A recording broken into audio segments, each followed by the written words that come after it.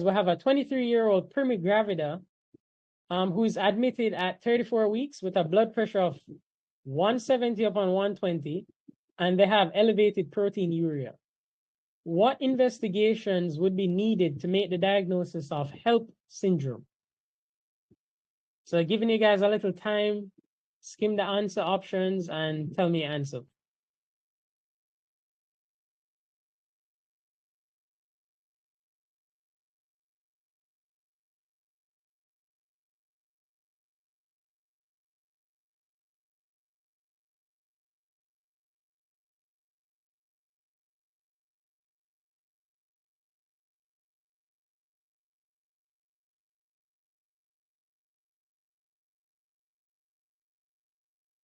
Alrighty, cool. So I see a lot of A's and I see a lot of B's.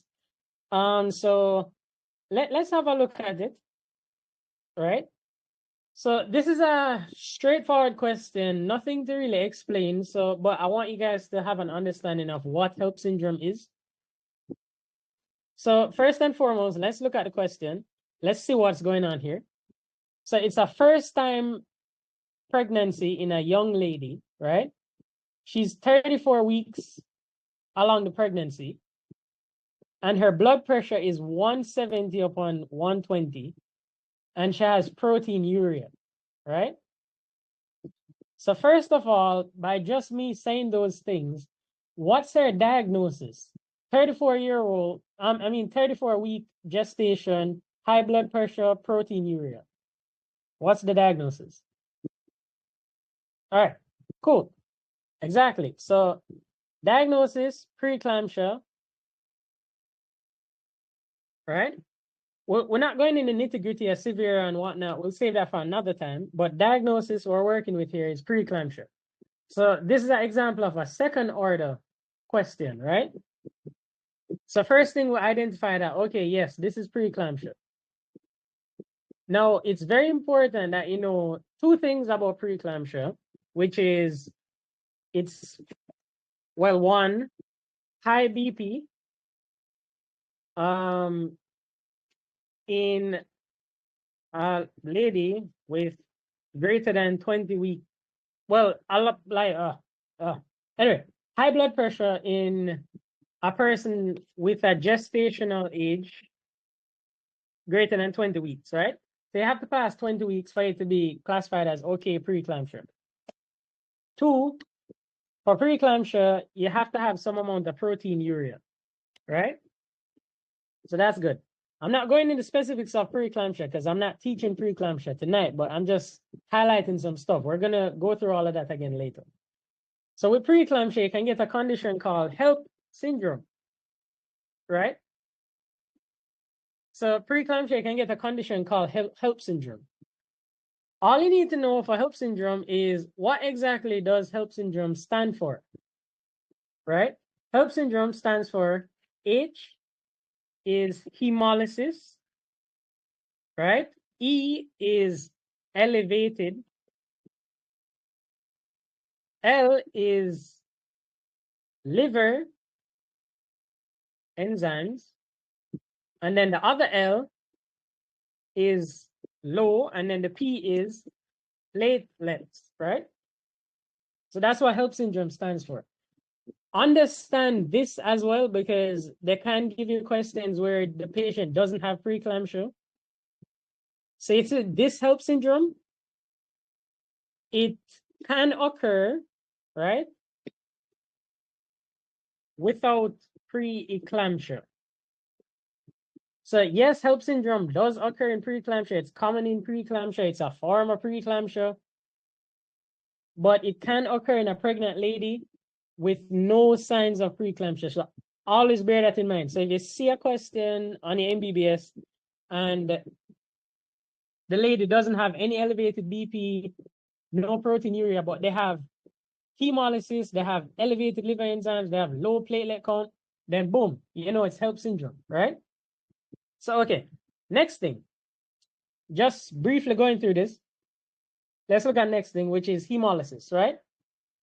So just by knowing the name HELLP syndrome, you guys don't need to swat nothing else, right? So the H is hemolysis. What hemolysis means is it's destruction of red blood cells. Follow me? Remember, red blood cells carry oxygen to different tissues, right? Now, if you're not getting enough oxygen to your tissues, symptoms that a patient with HELLP syndrome will present with would be things like fatigue. They're going to feel tired all the time. They might have some amount of pallor when you look on the eyes, right?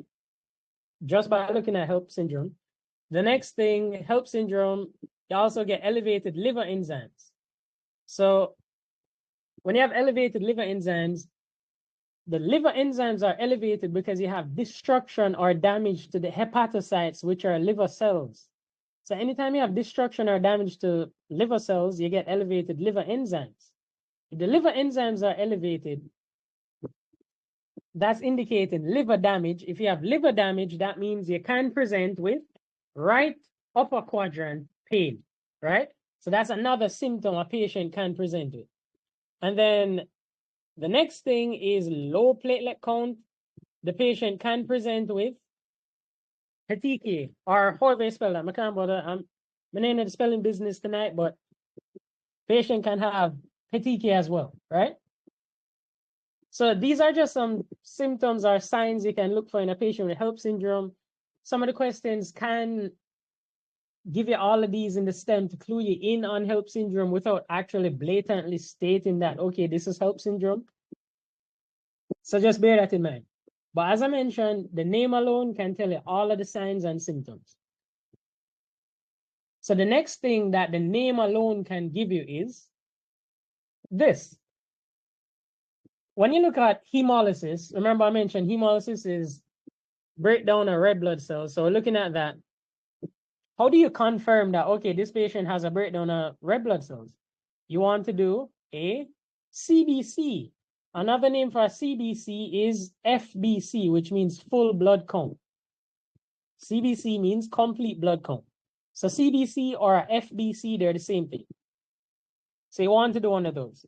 So any answer option that doesn't have FBC, cross it off. So there, we're gone, we'll cross off all of that.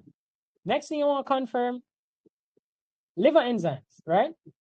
So obviously, the patient has to do an LFT because you want to check liver enzymes to confirm HELLP syndrome, which we know what it stands for. So anything that doesn't have LFT, cross it off. So already we can cross off A, already we can cross off C. And there, best answer option just by elimination is going to be FBC, LDH, LFT. Now, the full blood count or CBC, it can also tell us that there's low platelets, in addition to obviously it telling us the red blood cell count, right? Now, last thing, just for completeness, LDH, right? LDH means lactate dehydrogenase. Lactate dehydrogenase, it's released by red blood cells when red blood cells are destroyed, right? So it's not a hard and fast, oh, we need to do an LDH.